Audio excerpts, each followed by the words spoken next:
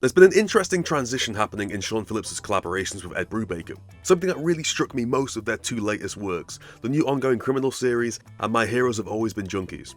That transition is the difference in colouring styles taken on Sean Phillips' artwork, from Tony Avena to Val Staples, Elizabeth Breitweiser, and now Jacob Phillips on the latest ones. This episode I want to take a look at that transition through the work, and why the latest style is, for me, the culmination of years of figuring out just how to colour Sean Phillips.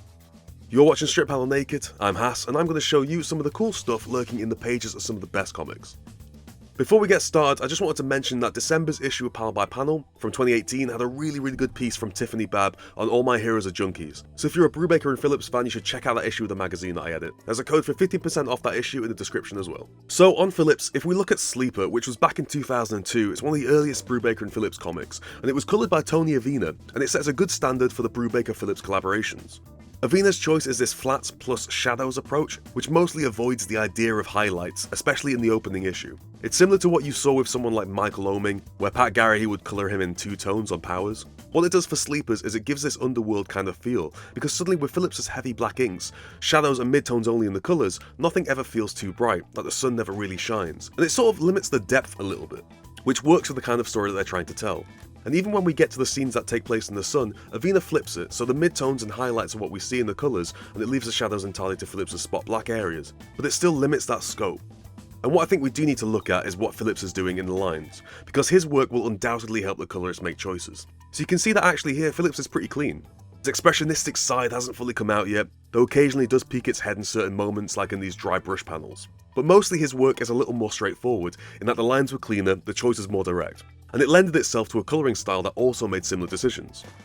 Now if we jump ahead a few years and look at the second volume of Criminal, which was in 2008, it's called Second Chance in Hell. And this is coloured by Val Staples, who would work on a few things with Phillips and quite a lot of Criminal as well. The difference is immediate a few pages in, specifically around Phillips' style. In the years between Sleeper and Criminal, Phillips has loosened up a little and adopted more of these thick, broad brush strokes into his inking. You can also see that on this page some more of that dry brushing, which I consider one of the defining elements of the look of modern day Phillips artwork, now being used on characters and not just background elements. And there's little things too, even early in this run, like the lines on the shirts of the character here washing the car in the background. In Sleeper, things like that felt a little tighter, but there's a looseness here that is so much fun, and it feels like Phillips is having fun with it too. It's pushing towards the abstract in a very small way, whereas Sleeper felt much more like it was leaning into the realist. And Val's colours are quite different. In this edition of Criminal, Val leans on the grad method much more, so almost everything on every single page is a gradient, whereas Avena only used them sparingly for things like skies or explosions. Part of this speaks to changes in popular styles in the interim, but it's also a very conscious look. It's toned down from what Staples did in the previous volume of Criminal, which was sort of a transition between the Avena style and this grad style, something that utilised both. You can see the grad but also these kind of hard-edged colours. And I think here we can see Staples trying to nail down quite what he's trying to capture with Phillips. And that further develops too when we move to Criminal the Sinners. Here Staples pulls it all back, going to something closer to what Avena chose actually, but takes it a little bit further. Just as Phillips starts to lean into this looser impressionistic style, Staples chooses to minimise what he's doing with the colours technically, and bring it back to flats with a touch of highlights or shadows where required. There's still moments of gradients, but mostly he wants his colours to lean towards the impressionistic too. Looking at the colour and lighting choices that Staples makes gives you that very clearly, and there's even moments where Staples leans on these brushier effects in the panel backgrounds. And for me, this is where both Phillips and the best way to colour Phillips really show themselves. Phillips' line work is becoming almost what we see in the latest works of his, this kind of like scratchier, looser, it's more aiming to give an idea than be defined by one, and so the colouring by Staples leans that way too. This sequence of a man getting shot in the bathroom is just a really good example. These colours don't feel particularly realistic. The first panel is this kind of green and yellow, which gives the impression of sort of sick, sort of seedy feeling. And the next panel is the man suddenly turning turquoise, allowing the blood red to really stand out. These things aren't real, this man hasn't really turned turquoise, but it's crafting a great visual and reader response. And by the time we get to the fade out, Elizabeth Breitweiser is colouring.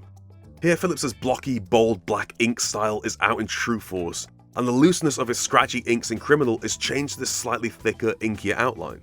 So Breitweiser manages an interesting turn. It's mostly flats, but it's done in this kind of painterly style. There's a thickness to the brush that makes it feel like digital gouache, but Phillips' dry brush look is emulated to in certain moments. And again, it feels like this culmination of things that have gone before it, building on Staples' flat look from Criminal and adding this new element of the brush strokes. It feels clear to me that this is a colorist trying to keep up with what Phillips is doing, and mostly doing a pretty great job at it as well. I also mark the fade out as a slightly different animal in this, because Phillips takes some decisions here that are a little against what he did in Criminal, and different than what he does in My Heroes Have Always Been Junkies and the new Criminal ongoing series as well. And what I mean by that is the slightly inkier, slightly cleaner style he goes for. But it is a stepping stone to what Breitweiser did with Kill or Be Killed, which is much more akin to Criminal. Here we finally reach full painterly look, something Staples was getting to in 2009 and Breitweiser first hits home with in 2016.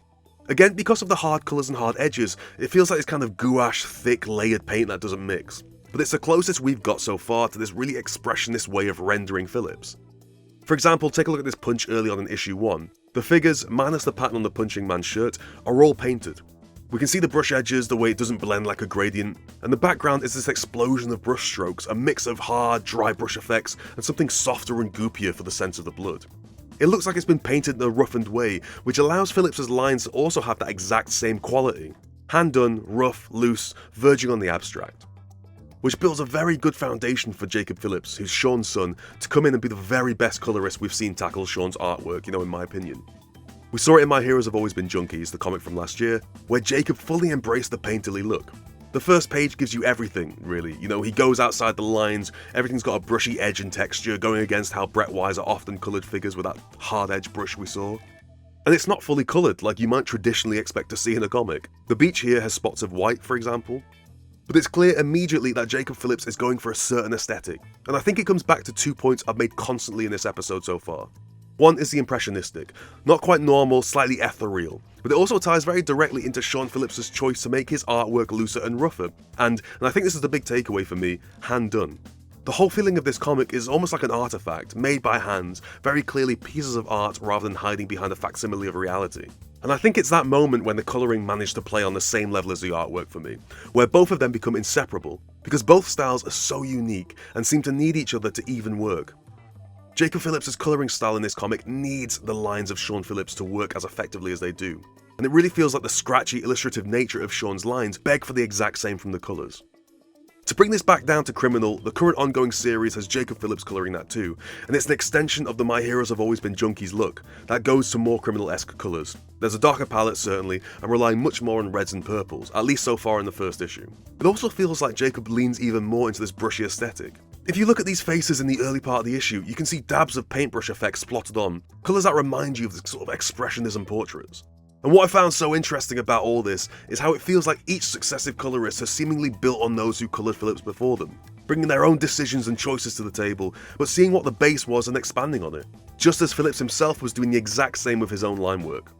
What we've got today with Jacob Phillips, I'm not sure that happens without the understanding of what has previously worked, and bringing his own magic then to truly elevate it. And it's lucky we do have that, because Phillips' artwork has never felt so alive, so perfectly complemented, and seemingly its aim, so expressionistic.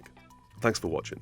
If you're a fan of Strip Panel Naked, we've got a Patreon page where you can get access to a year's worth of exclusive material not seen anywhere else, and I'd really love your support. You can also find my Eisner-nominated magazine at gumroad.com/panelxpanel, and I'm on Twitter at HassanOE. Click subscribe and that notification bell to keep up to date with all the new episodes, and I'll see you next time.